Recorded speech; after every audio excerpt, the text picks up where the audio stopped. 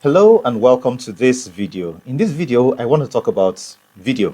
Okay, so I want to talk about video and specifically want to talk about how we can use video with the FPGA. Specifically, we are working with the DE10-Lite board, the DE10-Lite board.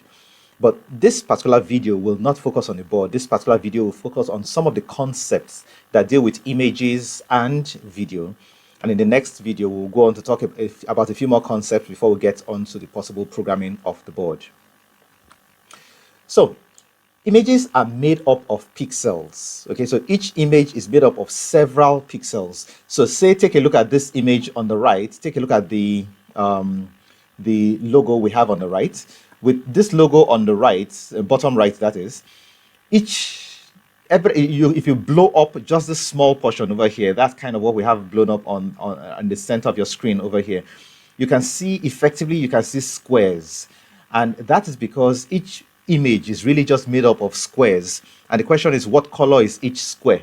So you can look at this. Okay, so look at this small portion over here. I hope your resolution is good enough to see what this looks like. So you have about 4 squares within this small region, and they are probably light blue.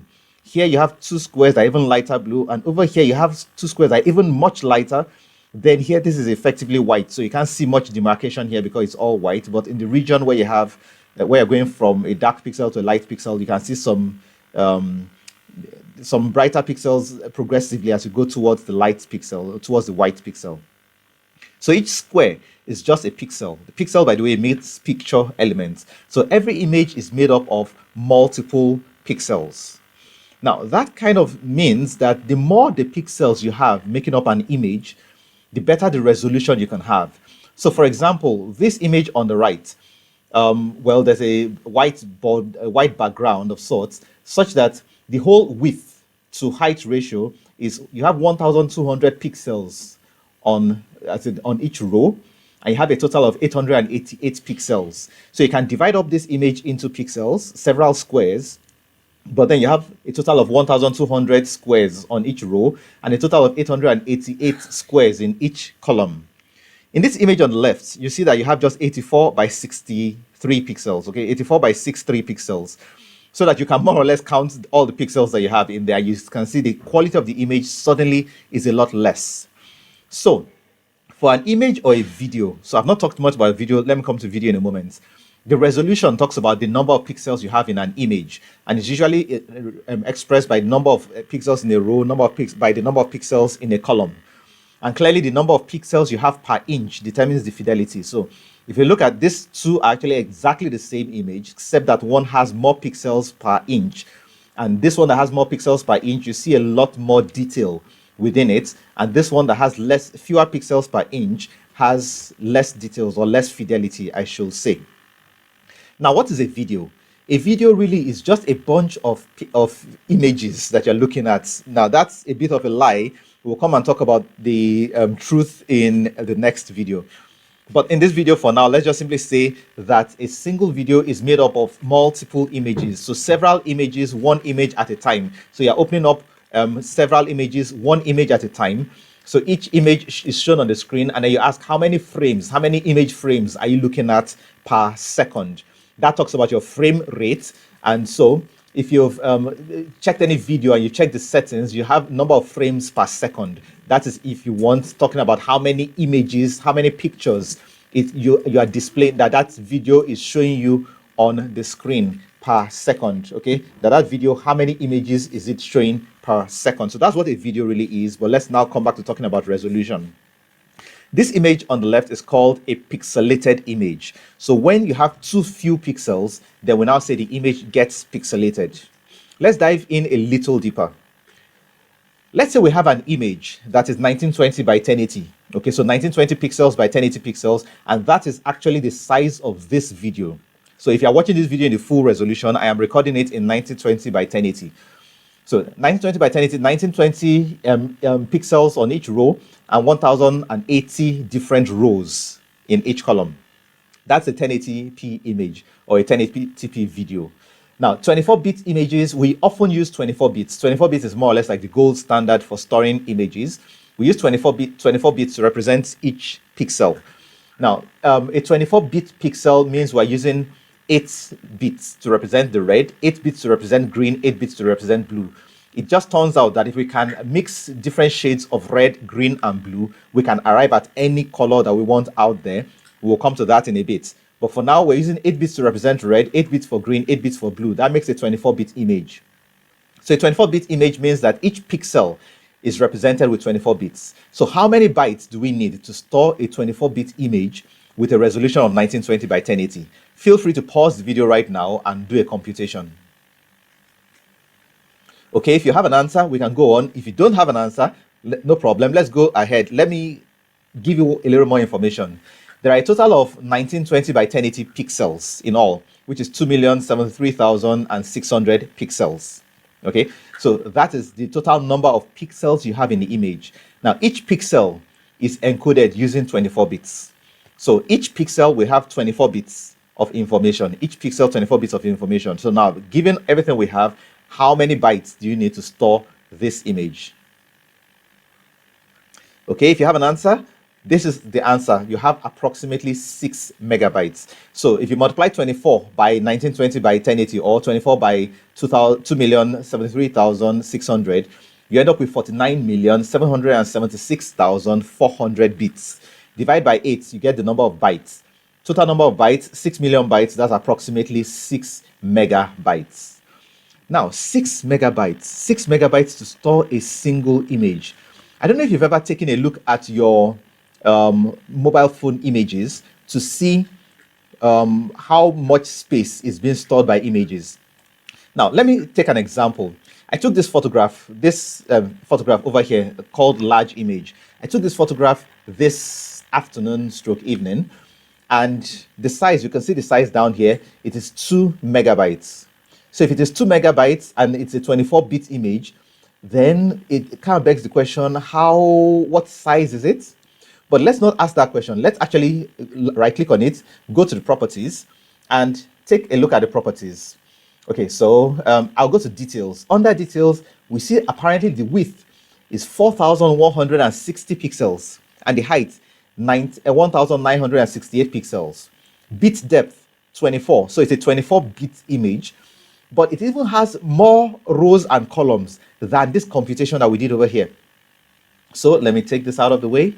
So apparently, this has a higher resolution than 1920 by 1080. But here it is. We said 1920 by 1080 should be 6 megabytes. And here, we have a 2 megabyte image. A 2 megabyte image, in fact, to be specific, 2,101,248 bytes. That's how many bytes that it stores this image, and the size is 4,160 by 1,968. So how is that happening? Okay, so that's the question we want to ask. How is that happening? Now, the reason why that is that way is that we have something called image compression. Now, bringing it back to the folder, this image is, if I do a mouse over, you see it's a JPEG file, .jpg. So the image is .jpg or .jpeg. So it's a JPEG file. Now, this is not an image compression course, but then to give you a basic summary of image or video compression, well, video compression is somewhat different, but let's start from image compression. We won't really talk much about video compression. So instead of storing the raw image, in other words, the whole 6 million bytes for a 1080p picture, instead of storing that, we ask the question, if we look at this image here, can we infer some things from this image? Is it possible to reduce the data we will store in here? Now, there's a lot of white. If I scroll in a little bit here, between this pixel and the pixel beside it, there's not much difference between them. Okay, so if there's not much difference between some pixels, do we need to store all those pixels? Or can we use the information that some pixels are like the same color? Zoom in over here as well. Several pixels are kind of the same color. There's a pattern that is somewhat repeating. Can we use all that information to reduce the number of bits that you need to store per the entire image? Well, the answer is yes. Now, it doesn't just use information of bits and how many bits are side by side, but it talks about things like they use cosine transforms, discrete cosine transforms. That's what JPEG uses. But I don't really want to go into all of that. But the point is this: you have something called image compression, so that it compresses the image, doesn't store every single bit in the image, and that is how you're able to get a smaller size. Okay, so let's kind of move on, but before we move on, that is for JPEG and PNG. Okay, they both compress the images so that you have a fixed number of pixels. Now, remember the calculation that we did, and remember what we said about JPEG and PNG.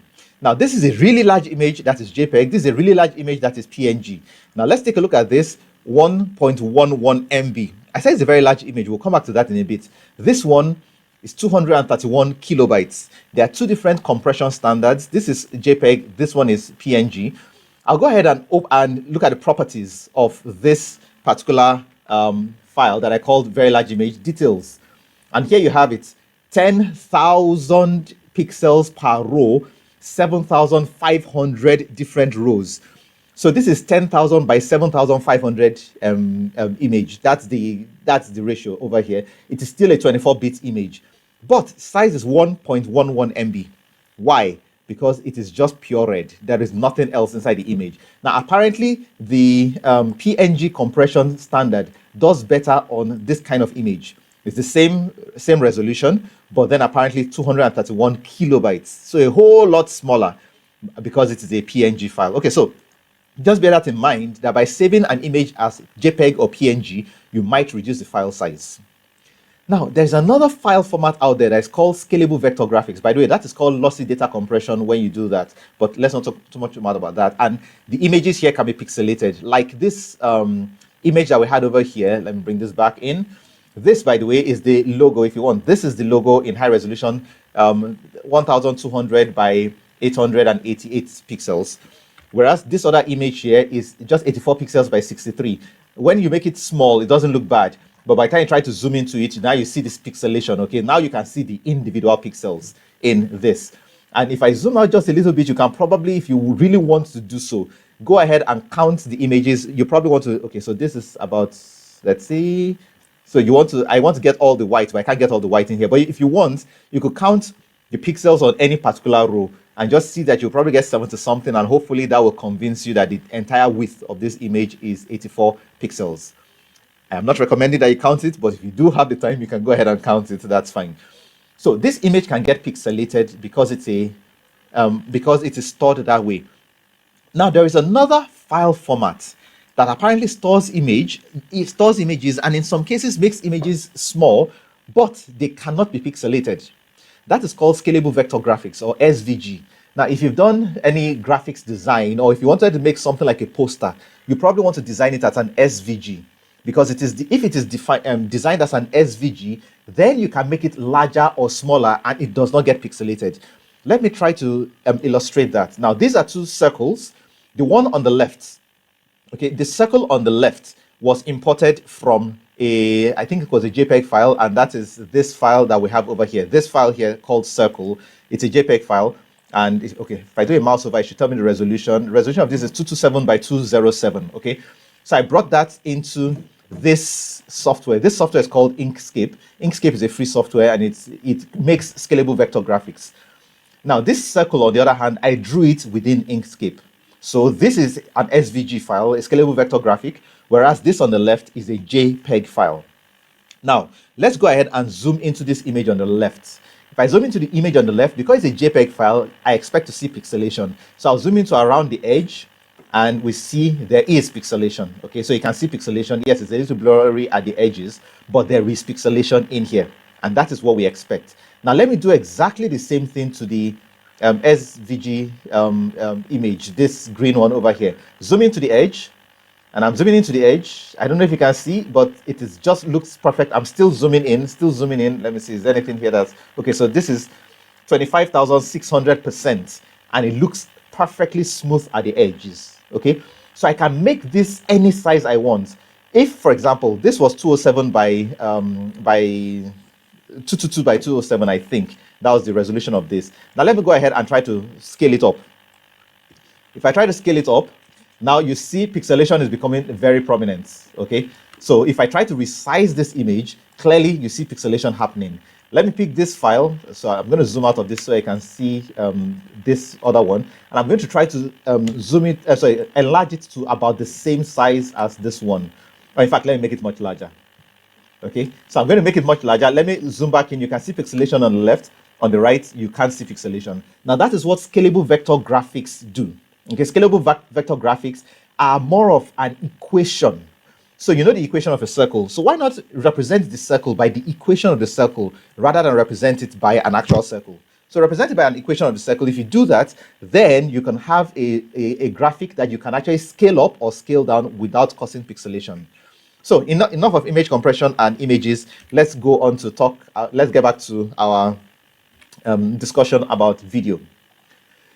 Just like images have resolutions, displays also have resolutions, and displays also have numbers of pixels. So every display is actually broken up into rows and columns, and it's actually made up of displays. So your phone you're watching this video on, or your laptop you're watching this on, or any TV that you're watching anything on is broken up into rows and columns. So you have several, if you want, squares of pixels. We'll talk more about that in a bit.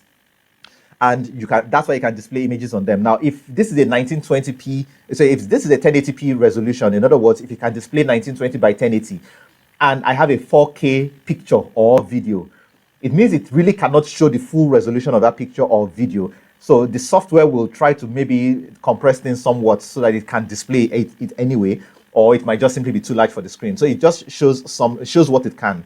But if you have something smaller than the screen can handle, then it handles it quite well. Display resolutions that exist out there, you have VGA, which is quite common, but the VGA standard is actually 640 by 480. So if it is not 640 by 480, actually it is not VGA. Okay, so the standard VGA is 640 pixels by 480 pixels. You have SVGA, XVGA, you have HD, which we're also used to. Well, this is HD. Full HD is 1920 by 1080. Okay, so 1920 by 1080 is actually called your full HD. WXGA is your what it can be 1280 by 720 or 1280 by 800. So there are several resolutions that exist out there, and then 4K ultra high definition, we also call ultra high definition UHD, is 3840 by 2160. Okay, so you have several resolutions out there, and it's just good to know that these resolutions do exist. Okay, so it's good to know that these resolutions do exist. So I'll stop this video at this point, and in the next video, we'll push further in our discussion on videos, and ultimately we'll get into how we can display things on a video display from the DE10 Lite board. Thank you.